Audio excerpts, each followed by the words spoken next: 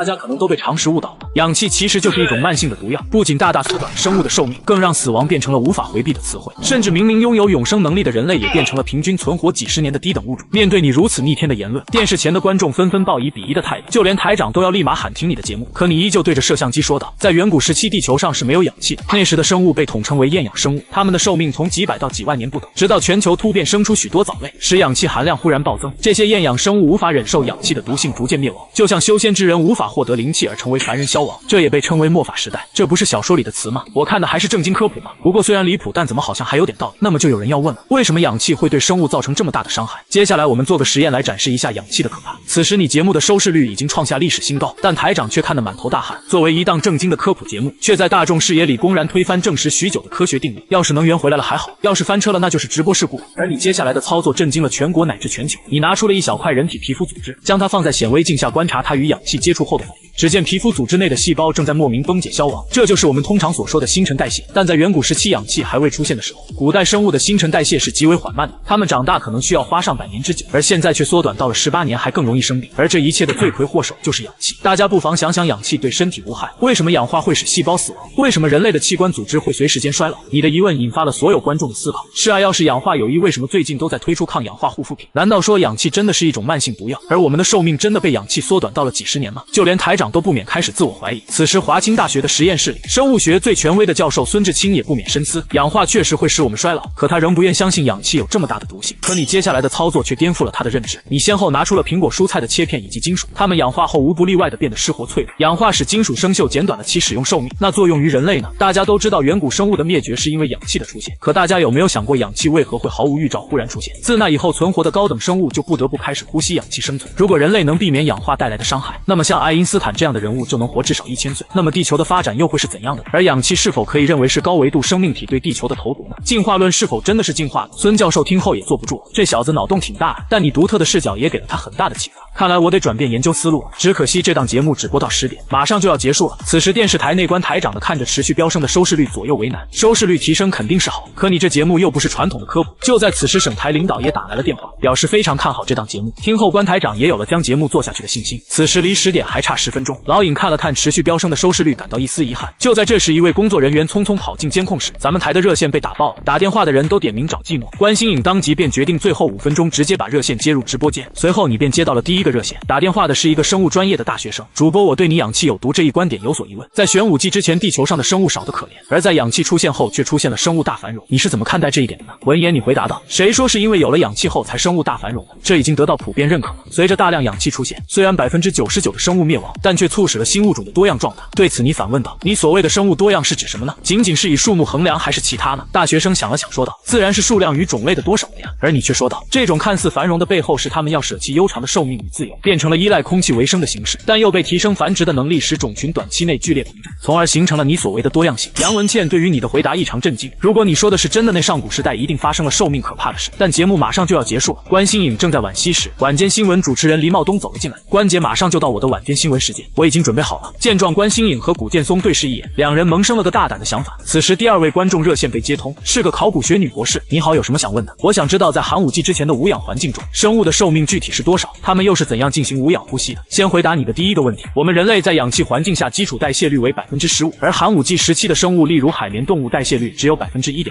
寿命至少是目前人类平均寿命的12倍，也就是960年左右。此时电视前的观众听得津津有味，这次的科普好像和以往的不一样，而考古家叶鸾却呆立在原地，因为他们团队前几日挖掘出了一块海绵化石，经过一系列检测后确定了这个海绵生物大约活了980年，与你的预测只差了20年。不等他多想，你又说道，至于第2个问题，可以参考《山海经》，这本书表面是记载神鬼之说，实则是某种高级文明留下的科技文献，由于资料更接近那个年代，这一资料更准确，至今也仍有参考价值。此时的关心颖对于你的言论已经没那么吃惊了，但持续上涨的收视率却是他最关心的。他看了看时间，黎茂东台里临时决定缩短你的晚间新闻时长，为这档科普节目腾出时间。你看观众对科学这么感兴趣，我们要支持这种正能量。黎茂东一脸震惊，自己干了20年的晚间新闻，头一回听说新闻给其他节目让位的，于是他带着一肚子怨气离开了。你也接到了延长的通知，你并没有因为加班而抱怨，毕竟这次科普肯定也能能得到很多积分。没错，你也是有系统的，通过科普就能获得科普值，虽然不知道能兑换什么。于是你继续说道，《山海经·南山经》提到，有一种兽类叫做獾，其无口鼻，不能呼吸，但却记载着不可杀，也就是说其不用呼吸进食也不会死，这也就是《山海经》被当作神话的原因。还有一种生物可谓是永生不死，只要吃空气就能复活。而科学家在南极发现了一种细菌，是它的后代，即使在极寒条件下，它依旧可以吃空气为生。而在《山海经》里，这种生物位于九州南海南岸9万里的地方，接近如今的南极。你回答完后便说起了接术语，但台里又给你接通了下一个热线，还没等你开口，对方便说道，我就一个问题，如果我不依赖氧气了，是不是可以活到1000年？当然可以，那要怎样才能摆脱氧气呢？此时关新颖和古剑松都为你紧张，但你却笑着说道，我们从出生到现在已经吸了大量氧气，并产生了依赖性，几乎无法完全摆脱，但我们可以通过一些方法让下一代不再依赖氧气，从一开始就脱离它，这是你在前世反复实验的最佳方案，很多是不是一代人完成的。接着你又说出了一个震惊众人的设想，在正常温度下氧化速率是较稳定的，但在高温下就会被加快。如果有一天投放氧气的文明点燃整颗星球的话，结果将会怎样？好了，今天的节目就到这里。说罢你便掐断了连线，可观众们却意犹未尽。此时孙教授认真地思考你提出的观点，氧的毒性暂时无法验证，但氧化确实是无法摆脱的。而最后你说出的猜想更是让他后怕。此时的你眉头紧锁，上一世你得出这一结论也十分震惊。实际上投放氧的高级文明一直没有罢休，在漫长岁月中，地球曾出现许多辉煌文明，九州文明、苏美尔文明、玛雅文明等，这些文明也发现了这一阴谋并与之对抗，但无疑不被灭亡，甚至没有留下多少痕迹给后代。但奇怪的是，古老的九州文明却留下了《山海经》，虽然现代人拿它当神话看，却不知其中隐藏着一段段残酷的事实。就在这时，脑海中系统提示响起，恭喜您完成首次科普解锁推演功能，本次科普人数8万人获得3000科普点。你立即打开系统界面，发现系统可以直接推演历史数据，就连时间和空间的参数都能修改。此时关新颖问道，寂寞，你想好下次的科普选题了吗？于是你提出用网络直播实时证明氧气有害这一想法，关新颖也表示支持。而你下一次的科普选题震惊了全球，剖析《山海经》，你如此逆天的言论使你的知名度大幅提升，今天一开播便涌进了大量观众，大家都很好奇你接下来还能说出些什么。但当大家看到今日主题时，再度震惊了。今天让我们一起来剖析《山海经》。其实《山海经》从不是简单的神话，而是记载了远古文明对抗自然灾害的历史。说着，你便在荧幕上打出灭世洪水4个字。与此同时，你对系统下达了命令，构建2.3亿年前的地球，并添加当时气候以及生物数据。此时电视机不断闪烁，渐渐浮现出了一颗古老的星球，是大陆还未分离时的地球。一条条生物数据输入后，沧桑的地球逐渐活跃起来，霸王龙在地上狂奔，翼龙也在空中翱翔。这就是2.3亿年前的地球。回到主题，大约2.3亿年前，地球曾遭遇了一场毁天灭地的大暴雨，一连下了数百万年。此时地球模型中大雨倾盆而下，砸向大地。接着你操纵着时间线加速时间流逝，而观众早已看得目瞪口呆。这电视台真良心啊，特效堪比好莱坞了。随时间推移的画面也在短短几秒内呈现在观众眼前。古地球上的水位飞涨，长达数百万年的暴雨导致三叠纪时期发生了这场大洪灾，许多生物也因此消亡。此时孙教授和几位研究生都被这一画面惊呆了。大家对这段历史再熟悉不过了，但电视里对古地球生态的精准复刻已经堪称教科书级别的。原本不屑一顾的研究生们也都慌忙记起了笔记。大家应该都发现了，这一灾难其实一直记载在各个文明的古籍中。例如九州的《山海经》记录着共工因触怒上苍，导致了江河泛滥，生灵涂炭。西方的圣经中，上帝为惩罚罪恶的人类，使用洪水淹没了世界。苏美尔文明相信是神明不满人间纷扰，而降下毁灭性的洪水。玛雅文献记录着造物主想用水消除人类的记忆，其中除了洪灾之外，每个传说都还有一个共同情节，那就是都提到了是某一位至高之神决定清洗全人类。而关键在于为何会在遥远时代出现这样一场跨文明行动。而此时古地球早已被海水淹没，无数生物挣扎求生，强大的力量在大自然面前也不堪一击。同时你又提出了个震惊全球的猜想，那就是天神实际上就是宇宙外来文明，他们在地球上进行基因实验，因此促使了地球早期的生命发展。而他们之所以要消灭人类，是因为当时的文明发现了他们的存在，并激烈的抵抗。而这场洪水也并非神迹，只是外来文明使用了更为先进的科技。说着，你将时间线退回到暴雨前，此时的大陆还是一体的。外来文明为了消除威胁，使用先进的技术破坏了原本一体的地壳结构，地壳板块裂开并缓慢移动，这便是百万年前发生的大陆漂移。而随着地壳撕扯挤压，火山喷发也频繁出现，大量二氧化碳进入大气使气温升高，地表水汽大量蒸发并形成暴雨。凭借着地球上丰富的水资源，这一循环便可接连不断，大量雨水冲刷陆地，便形成了洪灾清洗这世界。看着你如此完美的复刻，孙志清和他的学生彻底折服了。既然大家都了解了暴雨的原因，那么继续讲解下一项，人类是否抵挡住了这一灾难？观众们众说纷纭，答案是抵挡住了，因为在那个关键时刻，我们自己的神明出现了，女娲补天。在九州文明即将颠覆的时候，就是这个女人站了出来。《山海经》中记，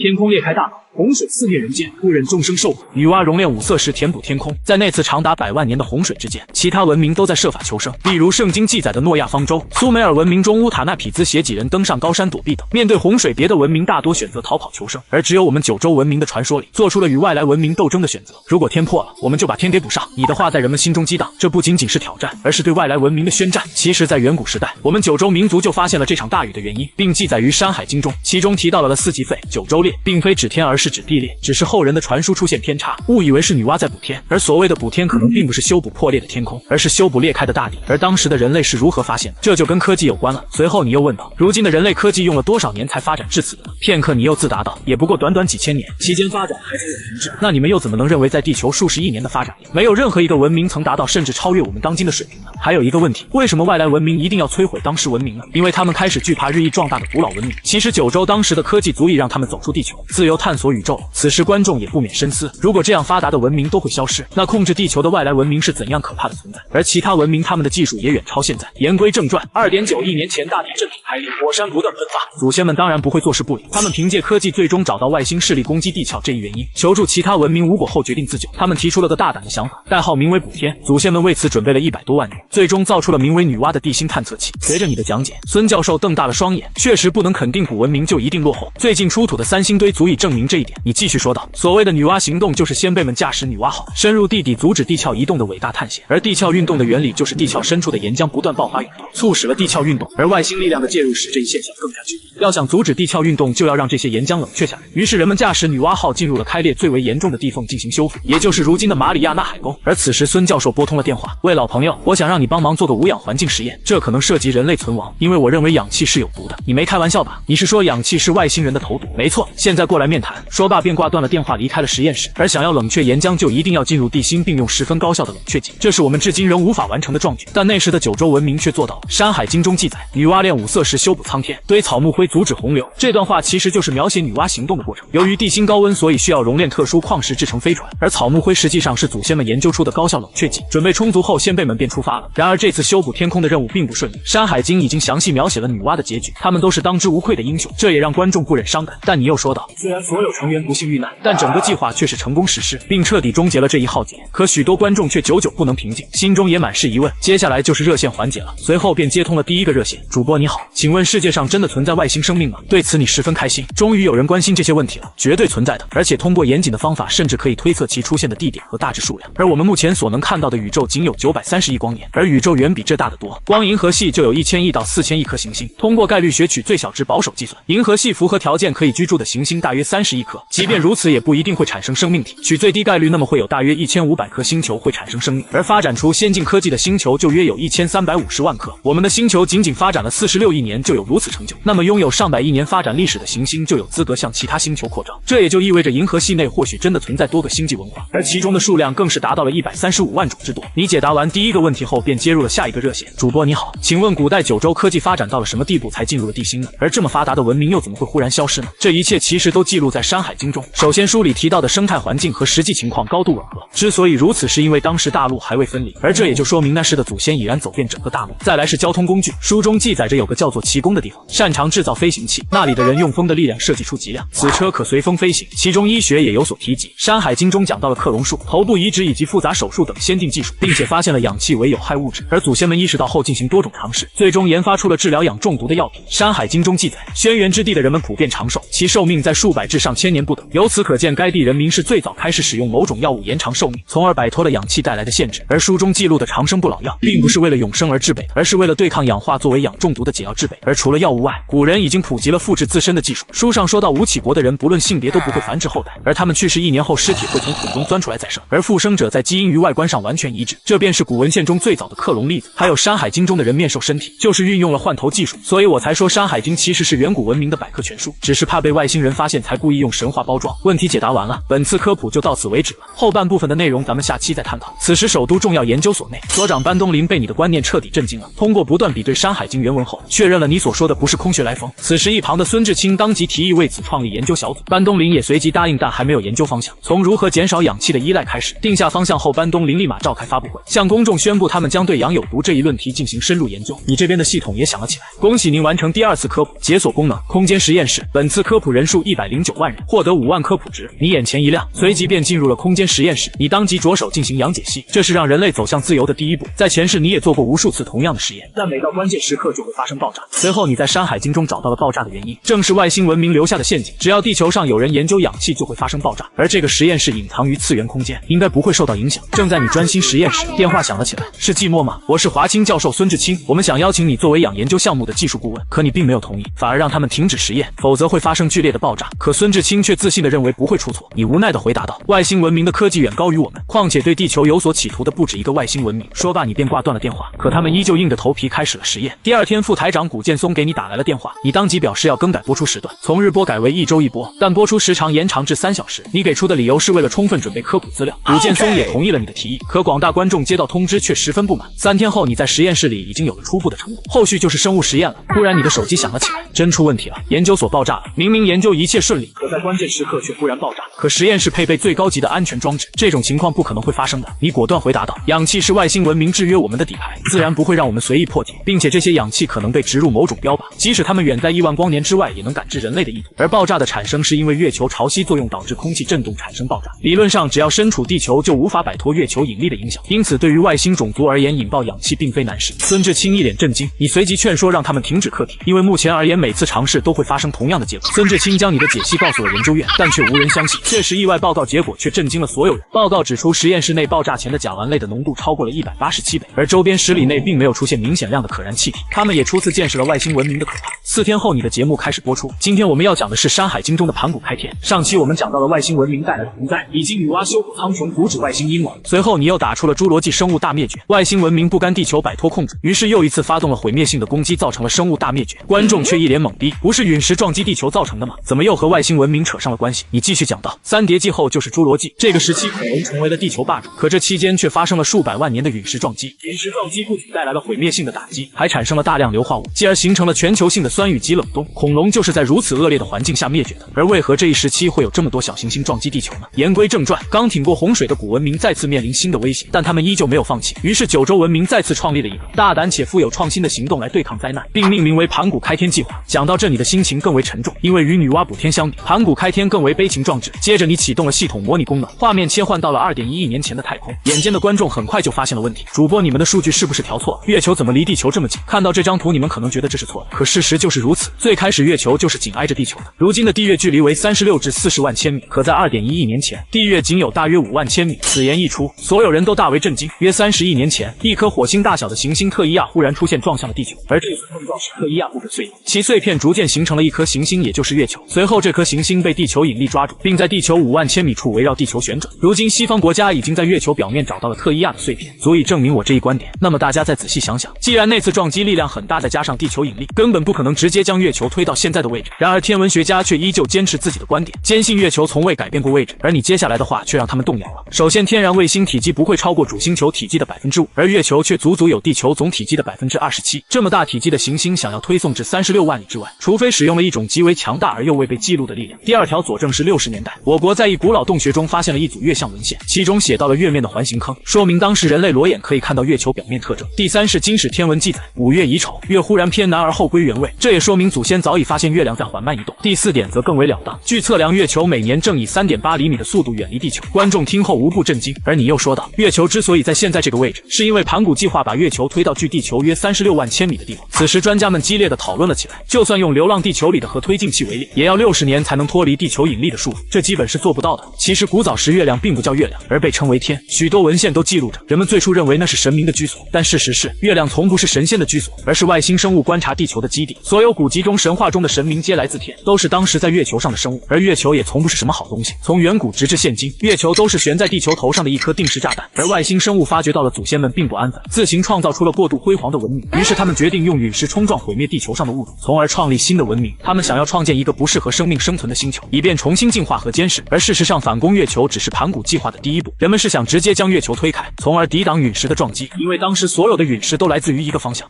此时观众全都目瞪口呆，因为正有无数陨石冲向地球，而这些陨石竟都来自于一个方向。没错，这些陨石其实都是外星文明扔向地球的，而祖先为了抵挡灾难，决定将月球推出当作盾牌。你又将月球图像放大，作为地球的卫星，月球有许多奇怪的特点，例如潮汐锁定，月球自转1周的时间等于公转1周的时间，所以从古至今它几乎都是是以同一面朝向地球。屏幕中的月球表面平坦美丽，此时你转动月球至背面，背面坑坑洼洼满是陨石坑，其中最大的陨石坑直径达到了300公里，深6.4公里，而撞击它的是直径为16公里的小行星。而假设这颗小行星以5万公里每小时的最慢速度撞上地球，则会在地球上撞出一个直径为1500公里、深30公里的巨坑，这相当于毁灭了半个九州。为了对抗又一灭世危机，九州文明秘密筹备了1000万年，终于在2亿年前启动了盘古开天计划。他们踏上月球，向月球上所谓的神明发起挑战，悍不畏死地冲向了天宫。可科技阶级差异又怎会是勇敢所能弥补的？这场战斗异常艰苦，无数英勇的先辈们前仆后继，展开了一场历时108000年的残酷战斗。而那场战斗也是去了无数战士。据《山海经》描述，盘古经历108000年开天辟地后力竭而亡，也正是描绘先辈们的结局。大家想象一下，什么样的人能骨骼变作森林，血液变成河流，头发变成草木呢？此时观众们纷纷陷入沉思，这描绘的根本不是一个普通人的形象，这分明就是在形容无数个体的集合。只有当许许多多的人牺牲后，才能堆积起山脉，填满海洋，让河水变红，使草木覆盖整片土地。正是因为这些英雄先辈，如今的地球才没有了半点外星文明活动的痕迹。而实际上，这只是盘古计划的第一阶段，真正的目的在于调整月球轨道，从而应对宇宙深处源源不断的威胁，并重新定位成防护盾形态，拦截陨石攻击。为此，先辈们成功创造出了各种推进装置，并成功应用。《山海经》中记载，盘古每天体型变大9次，直至天地完全分开。历经108000年，天地之间每天都会增加2丈的距离，因此推进装置每天都会启动9次，让月球远离地球2丈。而当时地球自转较慢，每年约有400天，108000年也就是4320万天，也就是天地间距在此期间被拉长了8640万丈，而1丈约等于3.5米。大家可以算一下天地间的具体距离，所有人都慌忙计算，随后一脸震惊，30万千米，再加上原本地约5万千米的距离，正好是35万千米。这也让人们意识到这并不是神话，而是一场波澜壮阔的抗战史啊！想必大家都算出结果了，没错，就是30.24万千米。然而盘古创世后，祖先们留下了一个小招数，调整了月球的公转动量，使得它每年以3.8厘米的速度远离地球，避免未来的地球再次受到陨石的撞击。根据这个3.8厘米再乘以2亿年，大约得出7600千米。此时天文学家们无不震惊，35.24万千米加上7600千米，正好是36万千米。此时你切换画面，月球表面上耸立着各种形式的外星堡垒，当时这些生物所处的位置，正是离地球5万公里远的月球表面。它们也是在这里对地球释放氧气，并对月球进行了技术升级，可以通过引力让地球发生大规模爆炸。虽然祖先已经尽力做到了最好，但在科技水平的明显差异下，还是无法彻底清除这种引爆技术。于是月球至今仍会对地球产生潮汐现象，偶尔会小范围触发气体燃烧。今天的盘古开天就讲解到这，接下来是热线环节。此时研究院通过专线直接打来了电话。你好，我是天文系的教授钱云天。关于月球是因特亚体撞击这一观点已经得到证实，我没有异议。然而地月间距的推测我持有不同看法，这应该是随时间逐步形成的，并非是盘古开天辟地的方式，更没有外星基地一说。观众闻言纷纷质疑，这家伙什么来头，竟敢质疑主播？而你微笑回道，那我先提几个科技发展至今与月球有关的新发现吧。首先，关于月球有个非常奇特的数字，如今的地月距离与月球到太阳的距离正好是395倍，太阳直径大约138万公里，月球则是3400公里，两者相除结果也是395倍左右。由于体积比与距离比几乎相同，这让我们从地球上看到的月亮与太阳几乎同样大。随后你反问道，如此巧合的一串数字和完美的视觉效果，你觉得这只是巧合吗？钱云天听后愣住了。远古时期人们测量了太阳与月亮的直径后，决定将月亮移至距地球36万千米的位置，同时调整了月球的速度，让它每年外偏3.8厘米。原因就是太阳与月球间的相对位置同样处在变动之中，而除了395比例外，甚至日食和日冕的出现都是需要精准计算的。而且现今地月距离、运行轨迹以及倾斜角度等都不符合一颗自然卫星的特点。第三则是月球背面的陨石坑，你没发现这些陨石坑太浅了吗？曾有科学家计算过，若一颗直径10公里的陨石以每小时3万公里的速度撞击月球，穿透深度应该达到直径的3到5倍。可实际上最深的加格林坑只有4里深，但直径却是186里，理论上至少是700里才对。从科学角度看，这种情况不可能发生，而唯一可能的答案就是月亮背后被古文明加强加固，所以这些陨石坑才这么不符合常理。第四点，近年科学家发现在月球表层含有地球上稀有的金属元素，想要融化这些金属至少需要3000度的高温，而月球上从未出现过火山活动。那么这种高温是从哪来的呢？当年我们带回了380公斤月壤样品，里面含大量纯铁和纯钛，在自然演化中这是不可能的事，又是谁把这些物质提炼出来的？第五则是1964年发射的月球9号飞船拍下了月球背部照片，看起来就像是一座造型奇异的城市，而这些遗址正是九州祖先创造的，因为这里正是抵抗外来入侵的重要防线。此时观众彻底沸腾了，这照片我见过，细思极恐啊！难道地球曾经真的被外星人控制吗？而钱云天此刻也被你彻底说服了，于是你接通第二个热线。你好，我是研究院的孙志清，请问要如何解决空气共振引发爆炸的现象？想要研究氧，最好的办法就是创立一个独立实验室，并安装能克服重力以及其他自然干预的设备。等节目结束后，我会将实验室设计图纸发给你。孙志清听后激动不已，随后你又提出一个新的话题，文明等级的分类。只有掌握这项知识，才能真正知道面对的是怎样的敌人。而文明等级划分依据的是领土掌控程度和资源效率利用。以我们为例，尽管我们探索了全球各地，但我们的文明却只是到了 0.73 的程度，还没有达到1级文明的水平。而达到2级文明就能绝对控制所在星系，同时充分利用恒星系内所有的能源。此时你切换画面，这就是所谓的戴森球，它可以彻底吸收并利用星系内所有的能量。据记载，很久之前我们祖先文明曾达到了2级文明。山海经中不论是女娲补天计划还是盘古开天计划，都意味着他们能对其他星球进行操作。至于操纵恒星，后羿射日正是描写了这一点。这个故事咱们下期节目再聊。接下来讲讲3级文明。所谓3级文明也被称为星系文明，这类文明可以自由探索其所在星系。若银河系内存在3级文明，那他们就能完全掌握银河系中像太阳这种的1000亿颗恒星。而当时我们的祖先对抗的正是这样可怕的存在，可他们不可能不知道他们的文明差异，但仍旧不畏生死，毅然向前。接下来还有4级文明，我们以后再聊。今天的节目就到这，咱们下期再见。此时秘密研究所内，孙志清收到你的邮件激动不已，居然真的是独立研究室的设计图纸。与此同时，系统声随之响起，恭喜您完成科普任务，解锁新功能，时间加速式。本次科普人数732万人，获得科普值29万点。而通过你一段时间的加速实验，你决定向大众展示这次科研成果。下一期的主题是寻找不死药的线索及长生不老丹的秘密。这期节目你受到研究院邀约，一起探寻长生不老药的秘密。其实在远古时代，人们就发现了外星文明试图使用氧气控制人类的事实，但古人们并没有因此放弃，而是暗中寻找延长生命的办法。而山海经中所记载的不死药，其实就是氧气的解毒剂。书中说到服用此药的人都极为长寿乃至不死。随后你又说出了震惊众人的言论。我们今天不仅要探寻不死药的秘密，还要教大家如何找到不死药。此话一出，不论是科研人员还是观众全都沸腾了。山海经中记载，巫山上有一种叫黄鸟的生物，守护着名为滴药的东西。这里所谓的滴药就是不死药，服用此药可以延寿至上千年。值得注意的是，书中描绘此药物的效果是严谨且具体，书中从未说过此药会让人长生不死。而不死药的功能实际上就是氧气的一种解毒剂，可以帮助人们减少对氧气的依赖，延缓氧化带来的衰老，从而延寿。那么就有人要问了，究竟是哪一方势力制造出了这样强大的药物？据《大荒西经》载，在一座名叫风举的山脉中，有10位巫师在那里研究不死药。文中也讲到他们在山中采集珍贵药材，他们带着亚羽的尸体测试不死药，之后那个叫亚羽的生物因为用了不死药被救活，他也遭受巨大副作用的影响，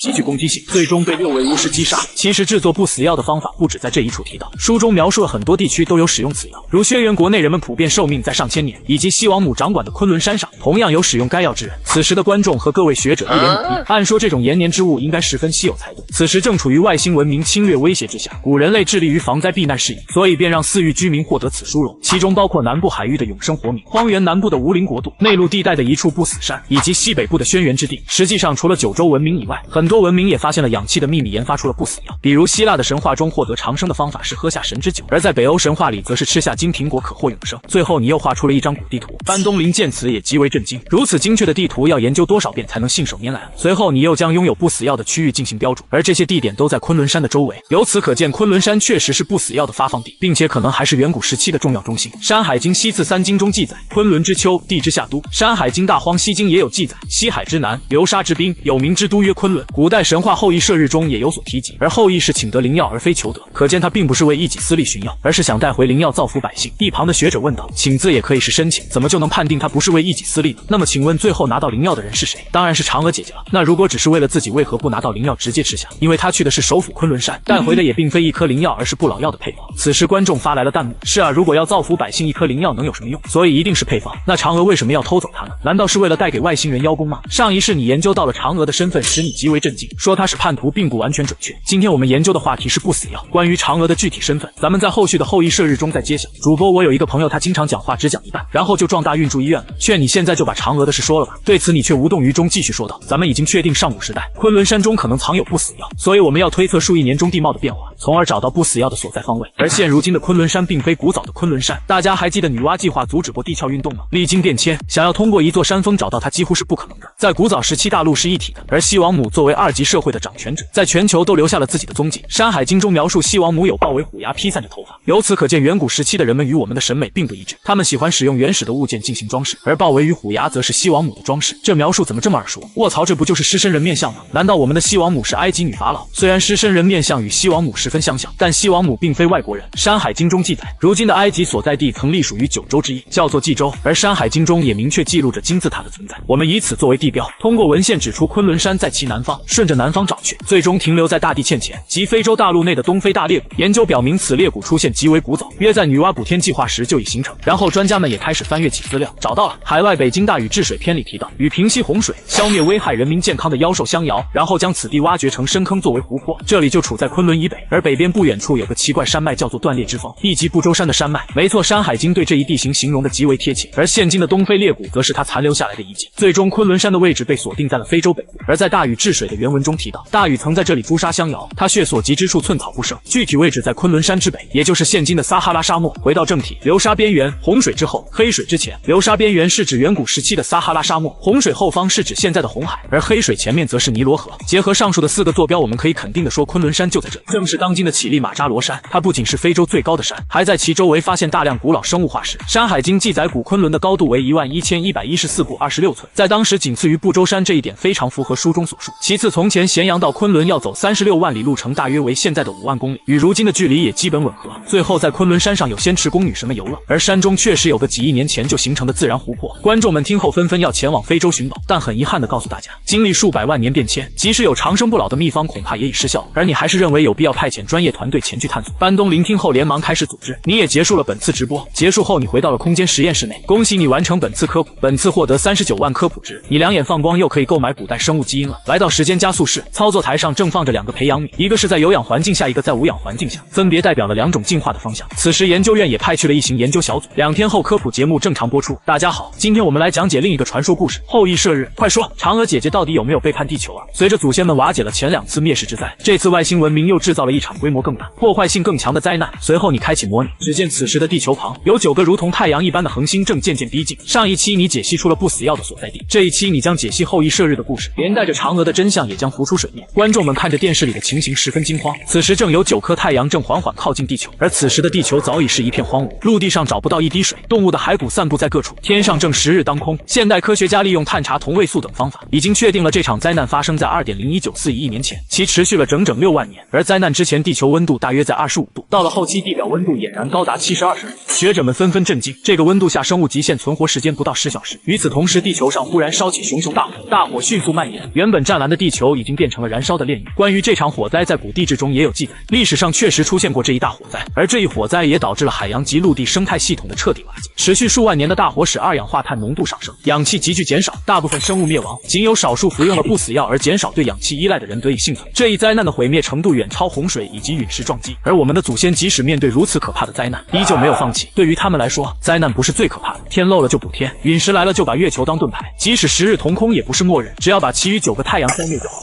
观众听后心中燃起一股自豪感，正是祖先们的不屈精神和智慧才造就了今天的文化，而你每次重温也会被感动的眼眶湿润。因此，一项名为射日的秘密行动在昆仑山上创立。此次计划负责人名为大禹，原文中是这样说的：10日并处，交禾稼，杀草木，而民无所食。帝俊赐一同速增，以服夏国。羿射9日，若为沃交。有原文可见是天帝给了大禹射日的装备，所以我们得先探寻谁是天帝。远古时有个叫不停山的地方，那住着拥有3个身子名为天帝的人。这里的3身并不是指3个身体，而是暗含3种不同的身份。而关于这3个身份，《山海经》各章节其实都已详细说明。观众一脸懵逼，特喵的，我买的是假《山海经》。首先是身份，天帝是那个时代的最高领导者之一，他统治着半数以上的地区以及大邑的领土，同时还是长息与羲和2姐妹的共同伴侣。想要弄清他的另一个身份，我们就得知道他的妻子到底是谁。长息是神话中的月亮女神，书中记载她生下月亮并给月亮洗澡，也就是说月亮是他创造并由他管理的，所以他是月亮的主人。此话让观众陷入沉思。上次你说外星人就是在月亮上监视地球的，难道帝俊娶了外星人做老婆，而他另一位妻子羲和则是太阳女神？那10个发光体就是由他所造。我去，证据充足，2大女神掌管着2个天体，古文明高层被外星势力渗透了。大家先冷静一下，我们再来剖析帝俊的第3身份。书中关于帝俊的记载共19次。首先是帝俊的后代之一钟嵘，他手下有许多擅长飞翔的异兽。我之前说过，书中的奇物大多是科技造物，那么这些异兽实际上就是航空工具。书中还提到帝俊的另一个孩子潘禺，他擅长创造木头做的车，既可以飞也可以潜入地下。《山海经》中还指出帝俊有一后代名为于浩，其后代迎良继而生出潘禺，他们最初创造了飞船。帝俊的另一个儿子季负责五谷的种植与推广，即使是五谷发明者后继也是他教导出来的，主要致力于农业生产技术的革新。我勒个豆啊，这帝俊真是既能生又会生啊！综上所述，帝俊的第三身份就是科技发展的领军人物，所以他的后代遍布全国，领导了科技多个领域的发展，而他则是最不可能成为叛徒的领导者，因为假如帝俊叛变，那么射日计划是不可能会成功的，而大义射日的工具是帝俊给他的。传说中帝俊的9个太阳儿子引起了10日并行，然而帝俊非但没有将其召回，反而派遣大义干掉自己的儿女，你们想想这合理吗？大众陷入深思，貌似确实并不合理。帝俊之所以这样做，是因为他根本无法命令那9个太阳，他们只会听西河的话，由此也就说明帝俊从不是叛徒。当时面对3级文明的侵略，只有2级文明的古人却从没想过放弃，而且经历了前2次灾难后，高层也发现地球上可能混入了外星势力的内部，因此昆仑山上紧急召开了一次秘密会议，不仅将射日计划提上日程，还提出了大清除计划。下面我们再详细讲述羿射9日的故事。已知大义用帝俊赠予的武器完成射日，随后画面又切回太阳，这是一颗气体行星，其内部温度高达1亿5千万度，发光发热的原理是内部的氢气和聚变为氦气，因此我们想让它熄灭，最好的办法就是阻止其内部变化。按照能量守恒原理，不管是核聚变还是裂变都会耗费能量，而恒星内所有的聚合和分裂都有一个终点，那就是铁元素。当核聚变到达铁元素时就无法继续。而帝俊赠予大义的武器为红弓白箭，其实红色部分应该是指火箭底部喷射的火焰，而白箭则是装载大量铁元素的火箭，因此真正的大义并非传统弓箭手，而是一名高级火箭设计师。书中指出，当时各地掌权者基本都是科研人员，而帝俊则是集合各地资源及武器都给了大义，让他带回自己的国家有穷国。书中描述有穷国没有高山地势平坦且在赤道上，这里简直就是完美的发射场。此时观众异常兴奋，原来选在这里的原因是这个，太牛了！原来古书的记载可能是真的。根据书中记载，大义射落9日，但并没有记录具体时间，就是因为这项计划持续了许久，经过不懈努力，太阳渐渐的暗淡下来，最终熄灭。随后灾难结束，万物复苏。就在大家以为就此结束时，你的话又震惊了众人。如此射日计划的第1步才算完成。我去，这才到第1步，9日坠落只是开端，因为大义完成了任务。昆仑山的高层领导为表赞赏，将不死药的配方赐予了他。终于要收到嫦娥解决了。为什么他要偷走配方呢？大义寻求灵药其实是为了引敌人现身，清除潜伏在身边的叛徒。获得配方后，大义回到家乡之后，又为重建家园迟迟没有研发灵药，而这只是为了让敌人有可乘之机。嫦娥趁丈夫不在家时偷走了配方，逃往月球。那么她拿到东西为何会选择奔月？因为她是受人指使，那个人正是月亮的主人长息，所以她才会直接奔向月球。原文中是这样写的：大义求得灵药，其妻嫦娥偷走灵药奔向月亮，并化身为蟾蜍，成为月之精华。由此可见，嫦娥奔月后被限制在月宫内，也就是被称为蟾蜍的地方。山海经中的其他妖兽也有被送往月亮，所以这一设施实则就是月球监狱。嫦娥便被关于此处，与她一并落网的则是月亮之母长息，且在古早山海经中，嫦娥原著为嫦娥，可见嫦娥和长息之间肯定是有关系的。此时的古文字学家通过翻阅资料也证实了这一点。此时班东林沉思了起来，即便聪明如帝俊也不会想到枕边人早已叛变，这件事很快就引起了帝俊的注意。于是帝俊带领军队很快占领了月球，嫦娥作为叛徒被终身监禁，而长息则是被帝俊当场处决。因此在后来的传说故事以及司马迁的历史中，帝俊都是一个公平无私之人。帝俊拿着叛变者名单逐一清剿，第1步计划也算初步完成。接下来就是故事的高潮部分，也是射日计划最关键的部分，那就是讨伐帝俊第2个妻子，也就是太阳之母羲和。